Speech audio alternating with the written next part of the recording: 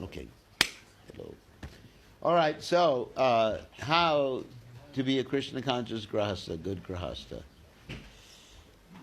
Well, first of all, have some good training in Krishna consciousness. One thing I find lacking nowadays is that most of the people who join the Krishna conscious movement, at least I don't know about here in Slovenia, but most of the people who join the Krishna conscious movement other places never lived in an ashram. And Slovenia, I think most of the devotees lived in an ashram before, right? I think 99% of them lived in an ashram. Okay. I think most of them. Somehow they lived at the temple or they had some sadhana training. But nowadays, I mean, at least talking about America and other places, I've been in Sweden and Finland and everything like that. Most of the devotees never really got that intense sadhana training. And that intense sadhana training, I mean, you can call it brahmachari life or brahmacharini life, but basically it's something that's mentioned in the Bhagavatam, actually, by Prahlad Maharaj. Brahmachari, here the word brahmachari can be used in a larger context, meaning someone who's dedicated to Brahman, or the spirit. Okay, brahmachari guru kule vasandanta gurohitam. That in order to get training, one should go or live in the place of the spiritual master. That means, in a temple or ashram, or ultimately, if one has the training, one can make their house like that too, when one becomes a grhastha. In other words, understanding that even one's house, just like you have a house and you have a beautiful car now, a BMW, big, okay, let me try to think of some, big Maya. What word would start with a W? Big Maya something. This word means by Mercedes weggeworfen, which means... It's German, yeah. Anyway. Big Maya winner. Big Maya winner or something like that. That's good. So the tendency naturally in grhastha life is to be possessive.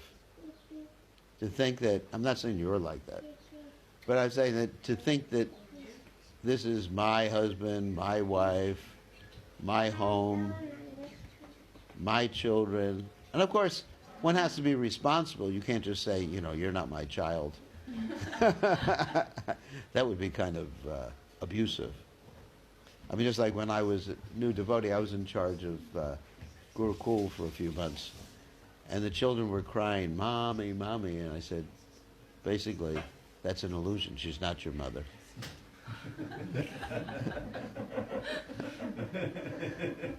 I said, your real mother is, Radharani and Durga and all those are nice mothers. So, obviously, we have to function on both levels.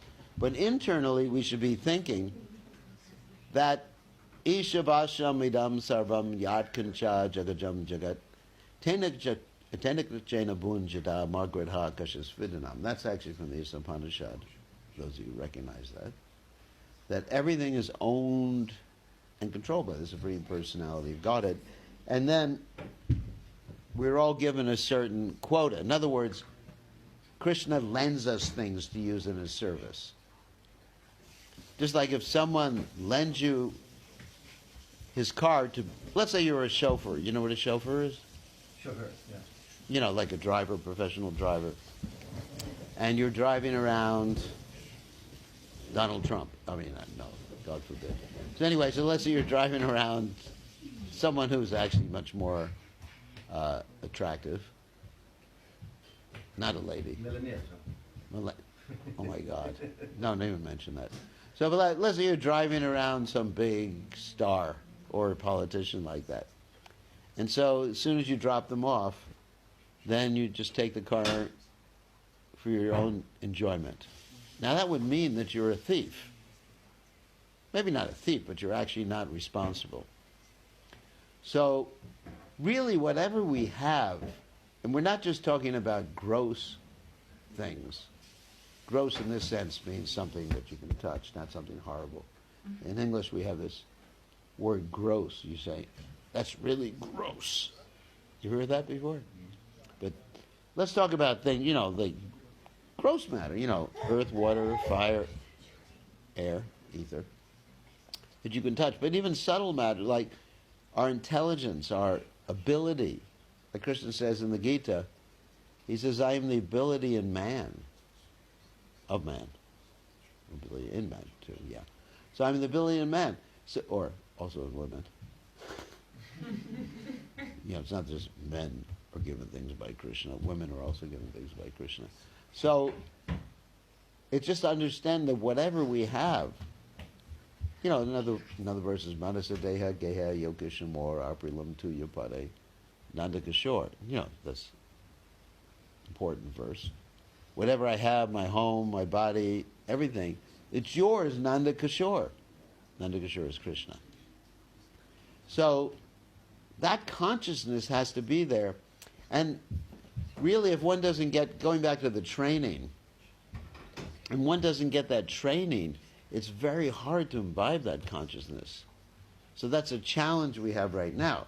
I mean, like when I was a new devotee, for lack of a better word, or when I joined the Hare Krishna movement, that's how I was trained. Everything belongs to Krishna. Isn't it? Yomam pashati sarvatra sarvam chamayu pashati. Tashaham na pranishami, sachame na pranashati. That once you see Krishna and everything in Krishna, and then he's never lost, or he or she's never lost to Krishna. So that's the training I got. You wake up in the morning to serve Krishna. First thing you do when you wake up in the morning is what? Does anyone know? Offer obeisances. See, people who weren't brought up in an ashram don't know that. Isn't it? You offer obeisances to the spiritual master. Bow down, mister. As Boy George says. First thing, Nama Om Vishnu Padaya Krishna Pastaya Buddhalesh. Like that. And so that training is essential. Getting up early, like sadhana. Like people who haven't stayed in ashram, it's hard for them. They're accustomed to staying up late. I'm not saying you are. I'm just saying that's a normal custom. Just like I do a lot of interaction with people from India. And for them, life begins at 11 o'clock at night. I do these programs.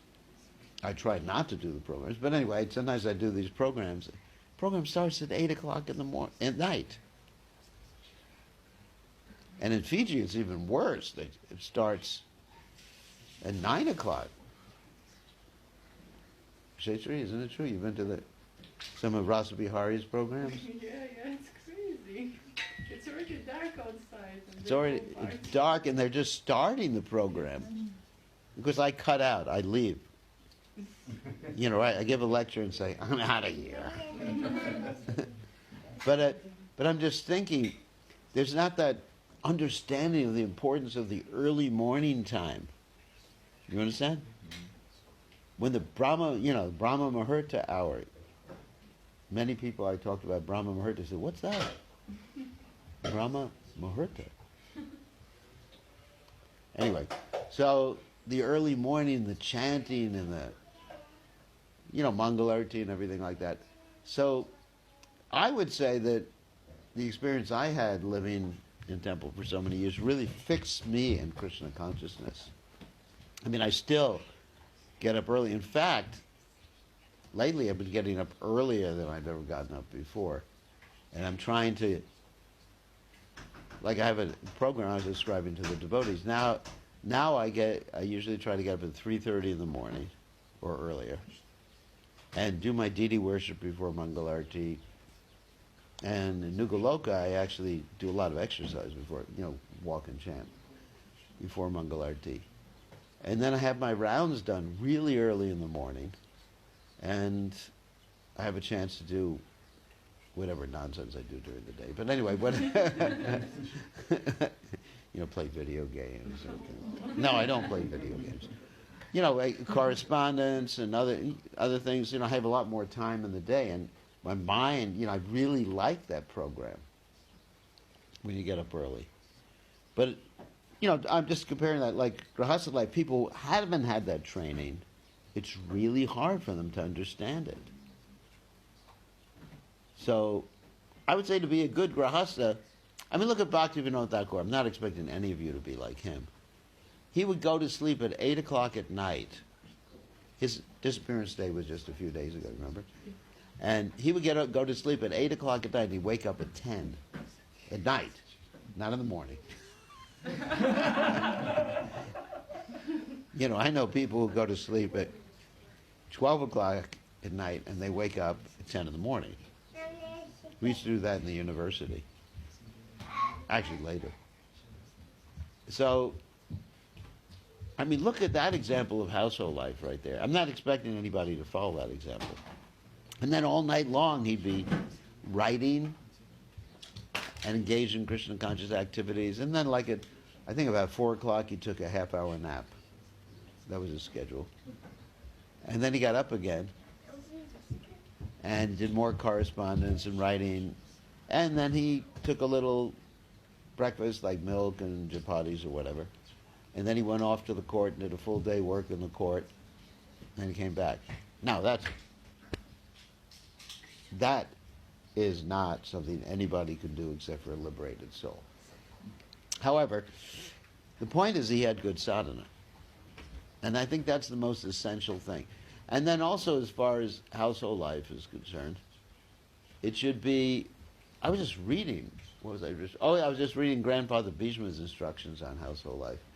Householders should be merciful and give Krishna consciousness to others and distribute prasadam. Of course, there's that famous quote. When Prabhupada was asked about the duty of a householder, Prabhupada said, before he eats, he should cry out to everybody in the neighborhood, if anyone's hungry, let him come and eat. And he should be ready to feed everybody. So, I think somehow or other, these principles are very essential. First of all, just to reiterate, considering that the children and the wife, they all belong to Krishna. You understand? Like your wife belongs to Krishna. She's not your property. You have to take care of her. She's been given to you to take care of. So you're very responsible. But she's not yours to... I'm not saying you're doing this, but I'm just using a rhetorical type of expression.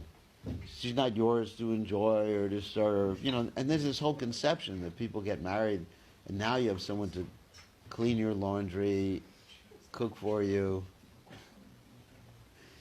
Everybody wants these Vedic wives. These perfect wives. Well, better they get robots. It'd be much more efficient, isn't it? Someone who never talks back, is always in the kitchen or whatever. So, but that's not the right thing. And then the wife shouldn't be thinking, the husband, he's just mine to bring me money or whatever. Saris and jewelry. The husband is Krishna's property. And Krishna is just allowing me to be with him for this period of time. And that's the right consciousness for grhasthas to have. Nothing is mine. And nothing is mine, but at the same time taking care of it because it belongs to Krishna. Or he or she, or whatever you have belongs to Krishna. And I think that's good grhastha life right there. And bringing other people to Krishna consciousness and having good sadhana. I think those three things are essential. Everything else follows when you do that.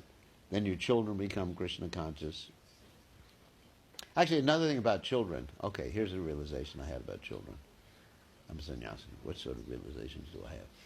Well, I have a lot of realizations because I talk to people who have children. I know more people who have children than you do. So,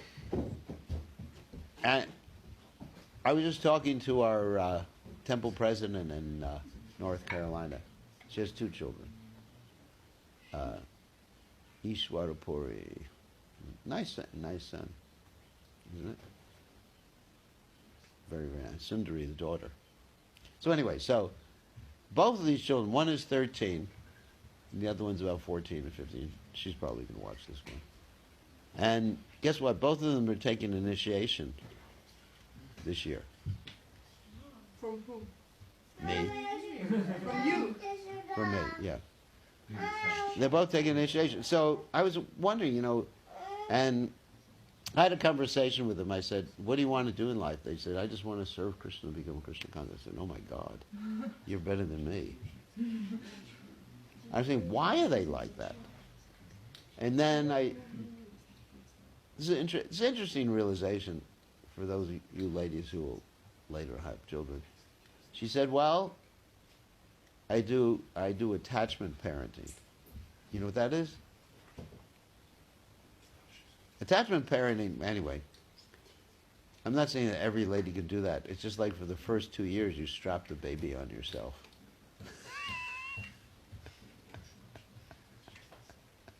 And I always thought that was weird, and then the mother is always there with the children like that, always with the children, and then the children actually develop this strong bond with the mother. And so if the mother is a certain way, they actually want to be the same way. So it's interesting. It's really an interesting phenomena. Usually the children don't have as strong a bond with the father because the father's off working. But with the mother, they have a really strong bond. So in other words, the parents should be perfect examples for the children. Because anyway, so getting back to, Leela Shakti is the temple president. She's a pretty fanatic devotee, isn't it? Did I hear correctly? It's a she? She. Yeah. Yeah, she, Leela Shakti. She's a fanatic, oh my God. She's intense. She does everything in the temple that the head pujari does. There's no head pujari, she becomes the head pujari. Cooks, gets the boga and everything, yeah. So, I'm not saying that everybody should be, or anybody else should be like that. However, it's the children see that, the example. You understand? The main thing is the children see the example of the parents. And they want to be like the parents. Oh, confirmed. So part of grhastha life is raising children, as far as I can see. Right? So nowadays, if someone says, if someone asks a lady, what do you do? Well, I'm a mother. They look at you like you're, what? A demon or something like that? Or not up with the times? At least in America it's like that. Here it's different, right? They still appreciate... What? It's all right to be a mother. It's all right to be a mother. But in America, they'll just ask you, no, I ask you, what do you do? What do you do? You say, well, I'm just a mother. And they say, well, that's nonsense. So anyway, so to be a mother is actually decried or criticized. Anyway, so I'm seeing that in that particular case, the children, of course, there's other factors too. The children, somehow they're like me too. I don't know why. And I have a good relationship with them. We actually have a good teacher there, Champaka. She's back there. Do you know that? So, anyway, raising Krishna conscious children, like you're raising Krishna conscious children. You have a good wife, Krishna conscious wife, and she's the mother of the children. You're the mother, right?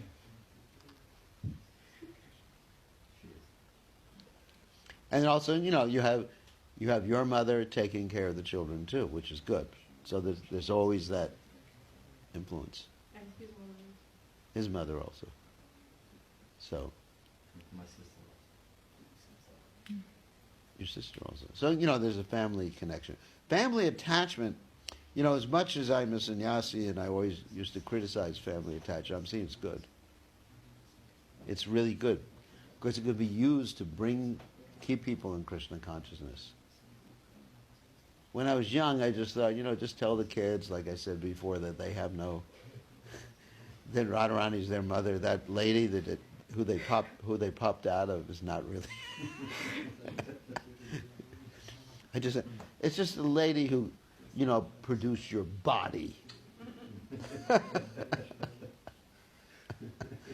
What does a 20-year-old brahmachari know anyway? I was teaching when I was 20 years with no training.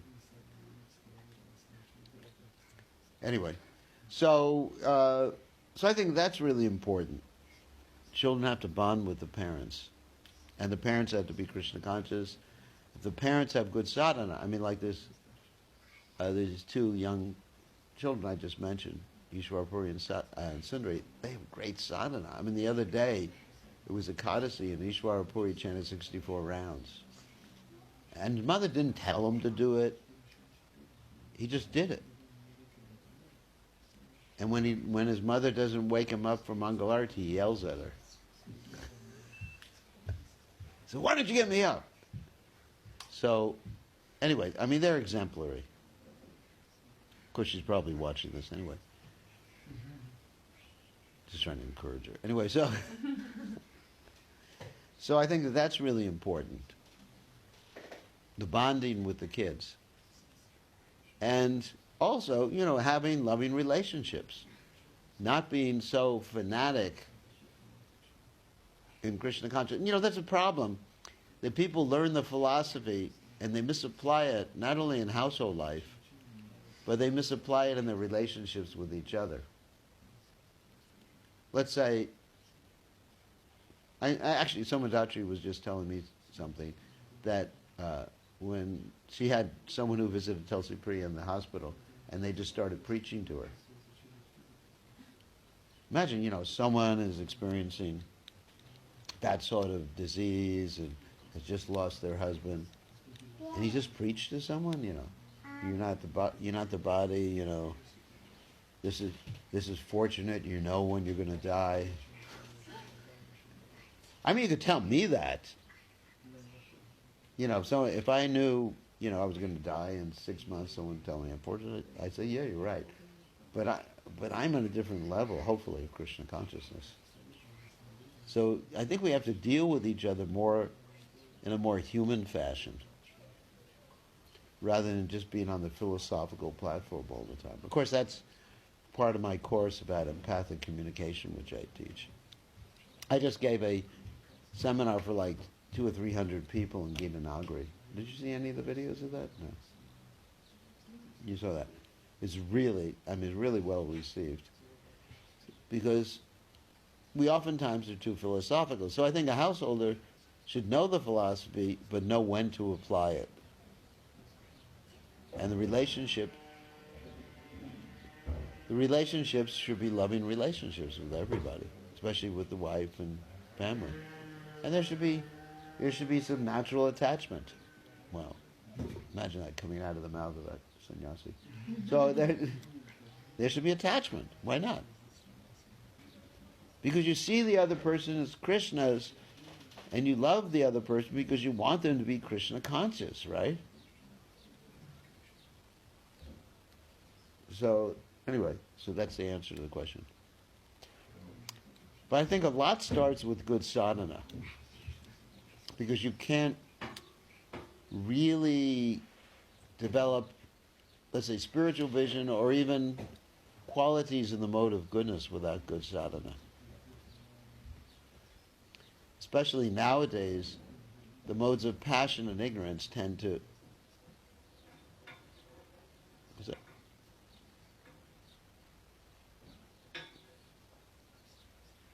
Okay. The modes of passion and ignorance tend to, let's say, pervade the atmosphere. And good sadhana, my experience, it protects us from the rest of the day. Protects us during the rest of the day. Does that make sense? rising early. Because I think even in householders, they can rise early. I mean, sometimes there's exceptions. When a lady has a little baby, it's really hard. I don't expect it. Sometimes the ladies with like little babies ask me a question, what about my rounds? And I said, well, Krishna understands. If you can't chant them all right now, it's okay. I'm lenient. So, because, you have to be practical. If I had someone screaming in my ear every 2 hours at night, I'd probably be checked into the mental institution after about 2 weeks of it. You can imagine every 2 hours.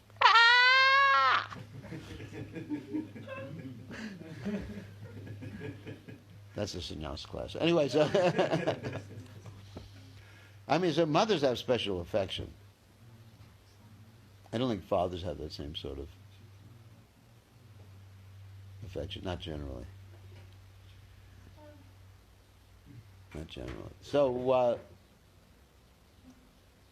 anyway, being a mother is a very exalted position.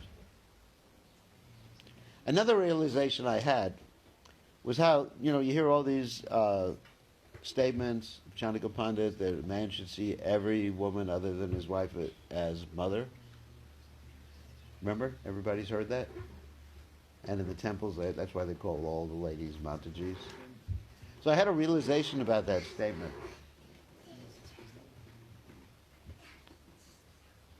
He's really active. Let me let him finish and then I'll tell you my realization.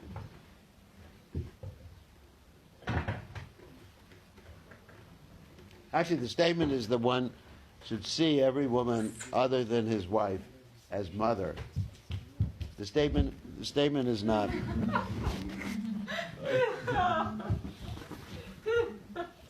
Now I have to use that.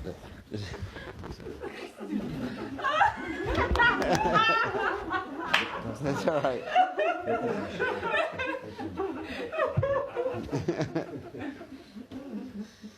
The statement is not that you call every woman mother. You understand? Actually, be entertained. You'll have some new realizations after this. No, I was just staying with the grhastha where the baby and was staying in the room right next to me, so I'm used to it. So this is easy.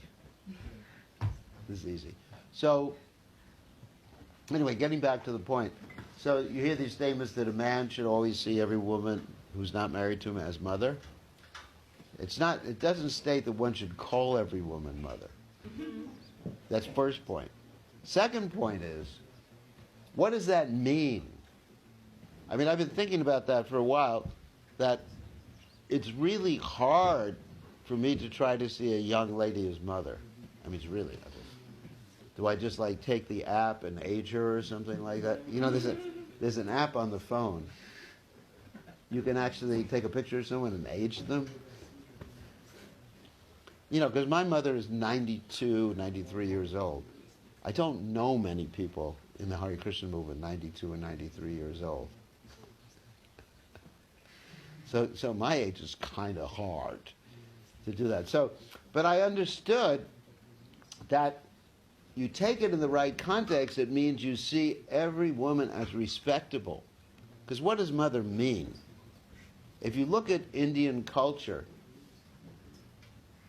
mother means someone who is Lakshmi. That's what it means.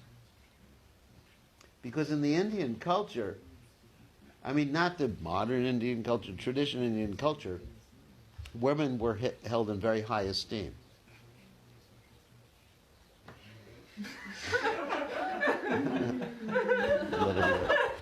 See what?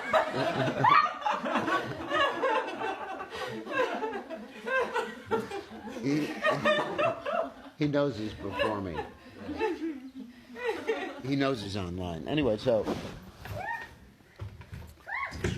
okay, I think we got enough demonstrations here. So, in other words, They're seen like as representatives of Lakshmi.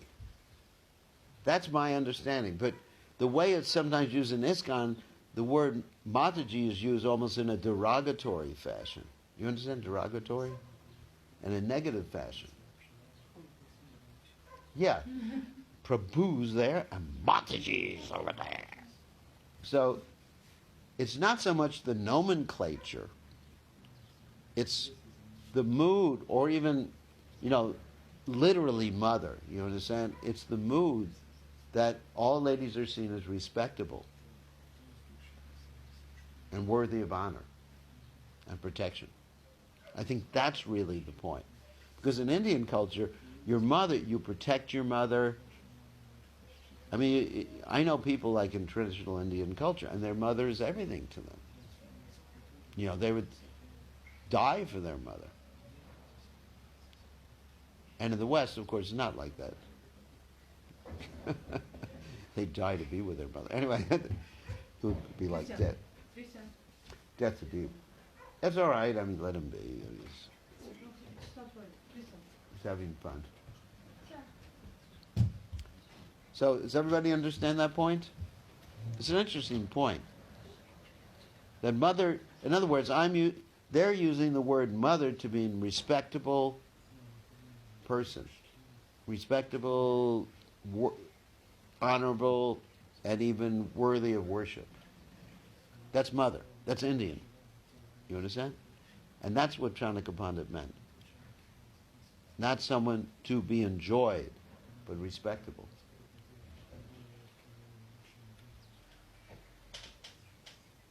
Anyway, it's a realization I had. What does everyone think about that one? Otherwise, it just becomes pejorative. Negative.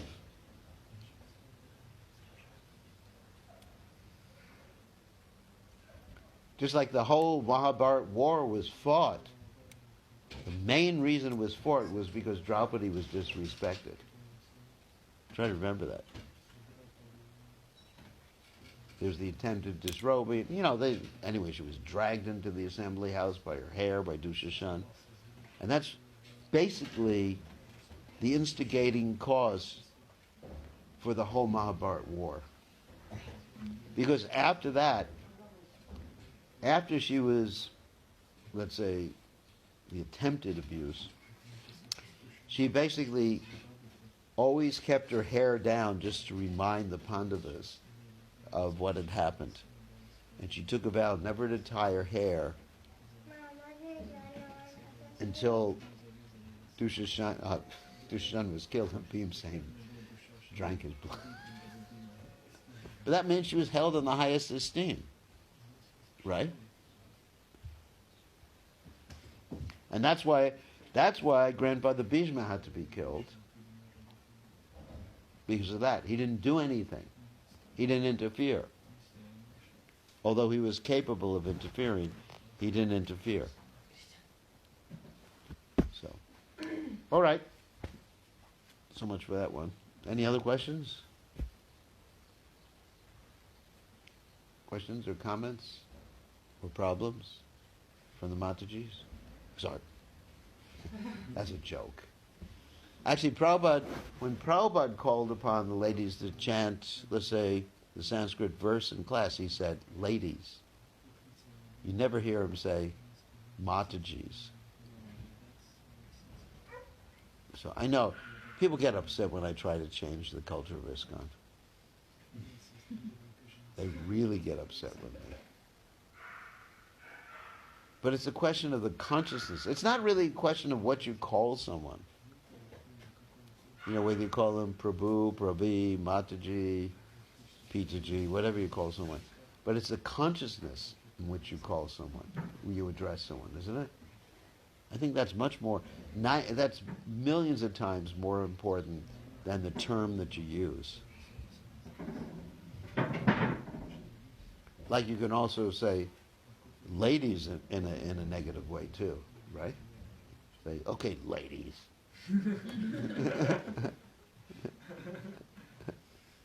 Okay, Lakshmis. You can use the word Lakshmi in a derogatory way. So I think it's really the intention, not the word that you use. Okay, yeah. In Soho Temple in England, they don't use word Mataji, they use word mother, and it really feels the difference. It feels Yeah. different. It's different. Totally, it's mother, potentially mother. It's better than They just Mataji. say, yeah, much more. It feels really Better. much Yeah. more.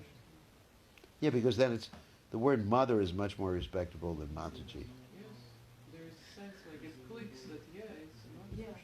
Yeah, mother. It's not like a term, it's like, Yeah, it good. makes the one who speaks mean it and also mean it. Yeah, that's true. Yeah, that's better. That's better. But still, it's the intention in which someone says, mother. Yeah, you should. You know, you can say it, mothers or mothers. Oh, the mothers. Never got that there. What's that? Never got that there. Was That's nice good. so far. Comfort. You're lucky you've gone there when, they used to have a temple president who was a little bit more chauvinistic before. And he was so controlling that he actually assigned people different squares in the temple room to sit on.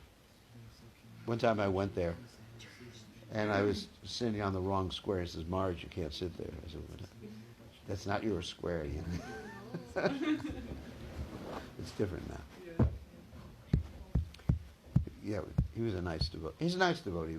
He's my good friend. Ma Judy. You know who I'm talking about? How do you know him? I was translating for him for a while. He had the great honor and Yeah, he's Latvia. really nice, but I was living in Latvia and I was translating for him like for some years when he was coming. so you guessed who I was talking about. Yes. But very kind also. Yeah, he's a very kind, wonderful Vaishnava.